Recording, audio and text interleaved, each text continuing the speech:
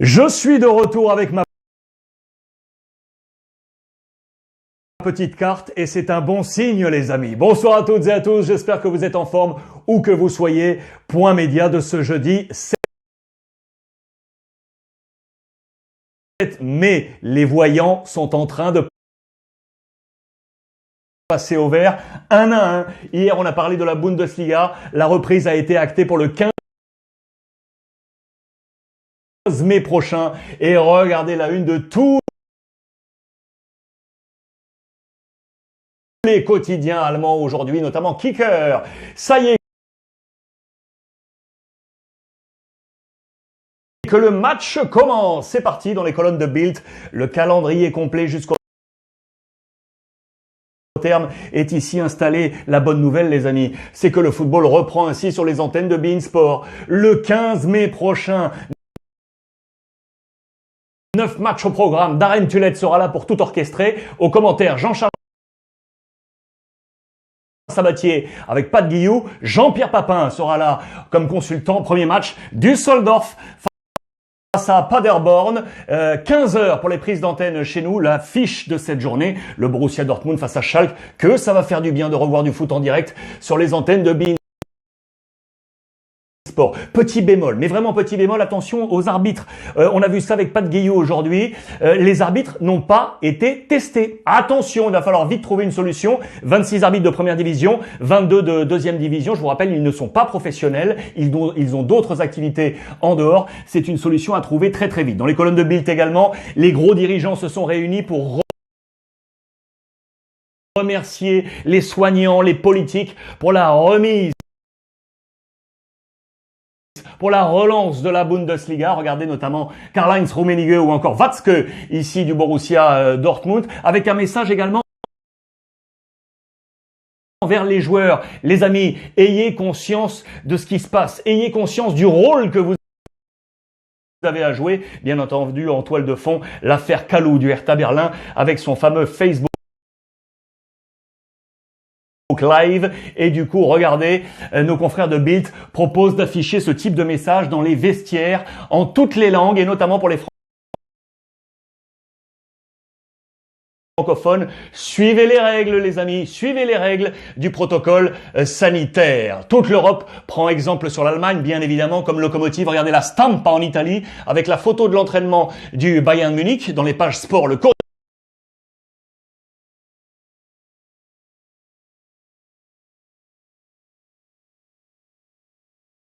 dello Sport. Merkel a dit oui, à nous de jouer maintenant avec deux images fortes. Ici, celle de Dybala et celle de Mihailovic. On va les prendre une à une. Tout d'abord, celle de Dybala. La Joya est de retour, les amis. Après 46 jours, je vous rappelle qu'il avait été testé positif. Il a réussi à vaincre le Covid. Ça y est, 46 jours de confinement. Il a tout vaincu. C'est à la une de la Gazzetta dello Sport. C'est une bonne nouvelle pour la Juventus de Turin. Page intérieure avec les deux hommes, lui, Dybala et Gonzalo Higuaín. Pourquoi? Il se pourrait bien que Gonzalo Higuaín ne rentre pas, les amis. Pourquoi?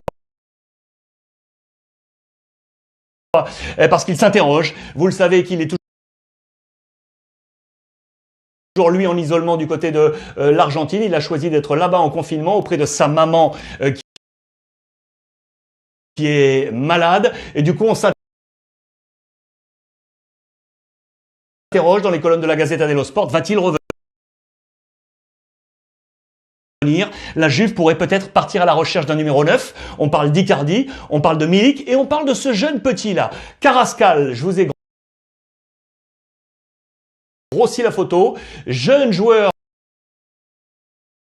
de River Plate. Pourquoi? Parce que Gonzalo Higuaín a fait toute sa formation à River Plate. Vous le savez, regardez ces photos. Il se pourrait qu'il reste du côté de l'Argentine. C'est une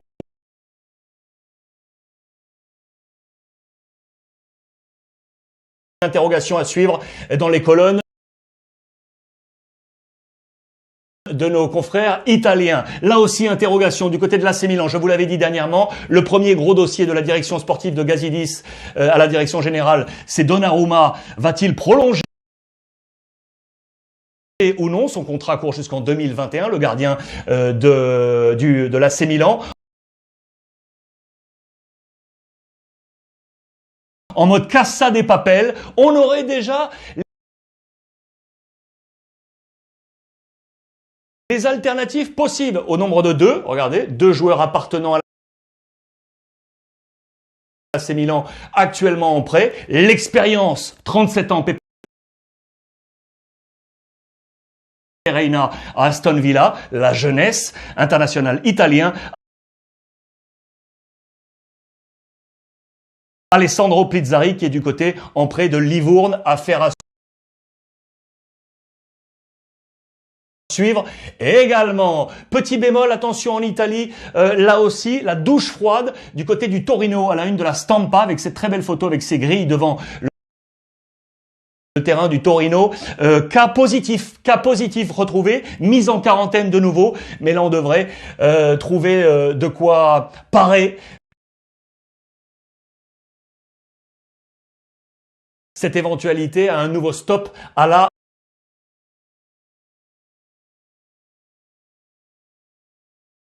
Serie A. Je vous avais parlé du visage de Dybala, également du visage de Mihajlovic. Je voulais vous montrer l'entraîneur de Bologne, vous le savez, qui est sorti ces derniers mois d'une très dure leucémie. Il s'est battu contre la leucémie. Il envoie un message très fort. On va battre également le Covid-19. Il a été le premier, regardez, à fouler les pelouses du terrain d'entraînement de Bologne, masqué en arrivant et courir quelque peu pour montrer un message très fort à l'ensemble de ces joueurs. Bémol en Europe, c'est en Belgique, les amis. Regardez dans les colonnes de nos confrères belges, Sophie Wilmès laisse à la Pro League le soin de siffler la fin de la saison. Que se passe-t-il? Le CNS, le Conseil national de sécurité, a décidé hier aucune pratique sportive avant le 31 juillet. Ça repousse absolument tout et du coup la première ministre belge, donc Sophie Wilmès, a donné la patate chaude à la Ligue belge qui va décider du oui ou non de la reprise 15 mai prochain, Assemblée Générale. La chance peut-être pour la Coupe de Belgique qui se disputerait éventuellement au mois d'août prochain.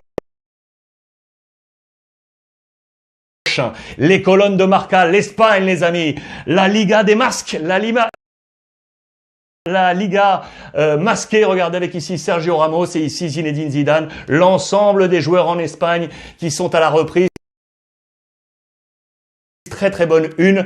55 jours après, les joueurs du Real Madrid sont donc de retour avec Karim Benzema du côté de Valdebebas pour les tests médicaux. Kiff du côté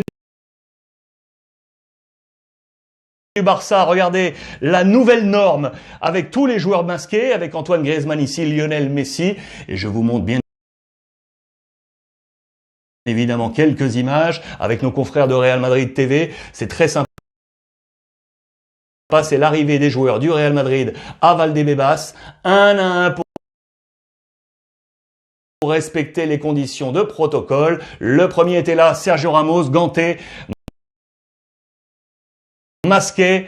Monsieur Marcelo également, image très sympa de nos confrères, Karim Benzema. Les tests ont donc été effectués pour l'éventuelle reprise. Raphaël Varane également, Carvajal qui est arrivé, et regardez ces échanges à distance respective. Sergio Ramos, capitaine, et monsieur Zinedine Zidane. Image très sympa, signée de nos confrères Real Madrid TV. Toutes les informations à retrouver bien évidemment sur les réseaux sociaux avec mademoiselle Aurore Thibault et monsieur Pipo Gelin pour l'Italie, le football amateur que vous adorez spécial. Occitanie. Aujourd'hui, tout en bas ici avec trois clubs, le S Combinoise, le Foot Vallon et l'AS Montmorentin. On va d'abord un peu plus haut ici dans l'Aveyron, au nord de l'Occitanie, avec Rodez. Je vais vous montrer le premier club avec le S Combinoise, c'est à Aubin. Je vous montre ce club parce que je voulais vous montrer, voilà, avec le président Grégory Pasneau qui prépare, ça y est, les saisons prochaines avec des bonnes nouvelles quant au gel par la 3F et donc les accessites pour les divisions supérieures de certaines équipes de Aubin. C'est un papier très sympa pour montrer que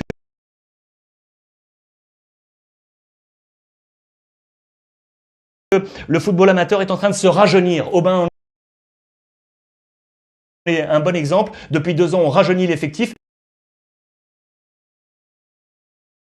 Un appel également à tous ceux de la région qui veulent participer à l'activité sociale du club. On cherche des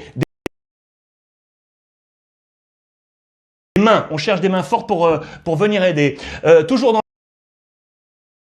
l'Aveyron avec le foot Vallon, c'est à Marcillac-Vallon. Voilà, c'est ici pour vous montrer que là aussi on prépare la prochaine saison avec un entretien avec le président Marc Richard. On parle notamment de la fusion avec l'US Dourdou. On est en phase de concertation. C'est à suivre également toujours dans les colonnes de mes confrères de La Dépêche. Et puis on va plus bas, ici, en Haute-Garonne, avec Toulouse, bien évidemment, et à Montmorin, plus au sud, l'AS Montmorin, pour se tourner vers la formation.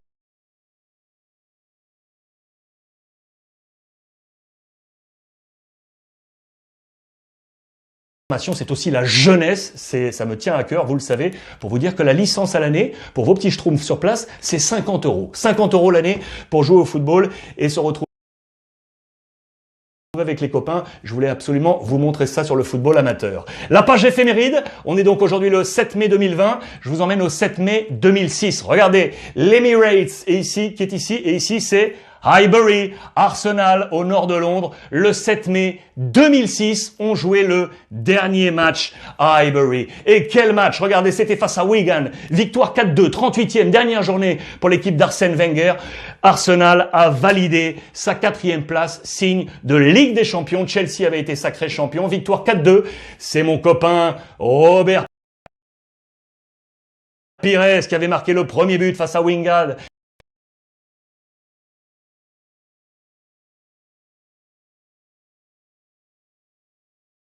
De Pascal Chimbonda, magnifique Robert Pires, Wigan qui a mené ensuite 2-1, l'entrée en jeu.